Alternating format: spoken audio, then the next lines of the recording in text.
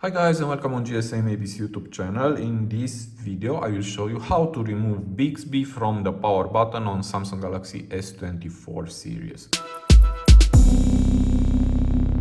So here is my Galaxy S24 Ultra, and if I push it long on the power button, see that Bixby appears, okay? And I don't want this thing, I want to appear the power off menu.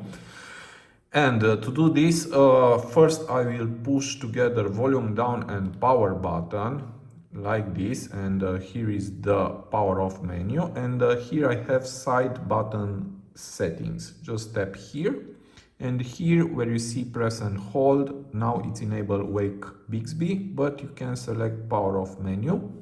And now let's exit.